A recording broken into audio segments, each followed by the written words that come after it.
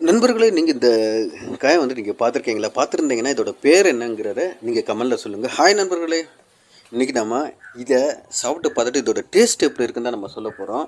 இதோட பேர் வந்துட்டு காரைக்கான்னு சொல்லுவாங்க. நான் மதுரையில் இருந்தவரை இந்த மாதிரிக்கு ஒரு இதை நான் பார்த்ததில்ல. ஏன்னா நான் கலாக்காயின்னு சொல்லுவாங்க, அதை நான் பார்த்துருக்கேன், சாப்பிட்ருக்கேன்.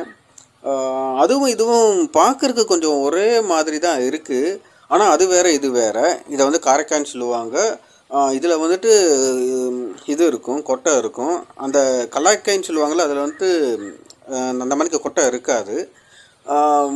ரெண்டுமே டேஸ்ட்டு வந்துட்டு ஒரே மாணிக்க தான். ரெண்டுமே இந்த புளிப்பு தான், அந்த நெல்லிக்காய் சாப்பிட்ற மாணிக்க தான் இருக்கும். இப்போ நான் இதை சாப்பிட்டு பார்த்துட்டு இதோட டேஸ்ட் எப்படி இருக்குன்னு நான் சொல்கிறேன்.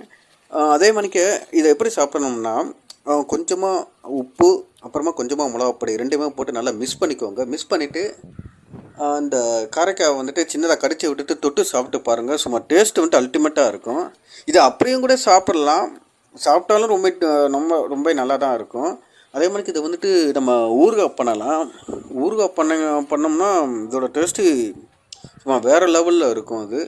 அதே மாதிரிக்கு இந்த நீங்கள் சாப்பிட்ருந்தீங்கன்னா கமெண்டில் சொல்லுங்கள். அதே மாதிரிக்கு இந்த காய் வந்துட்டு எந்த ஊரில் கிடைக்குங்கிறதையும் நீங்கள் கமெண்டில் சொல்லுங்கள். நெக்ஸ்ட் வீடியோவில் சந்திக்கலாம். பாய்.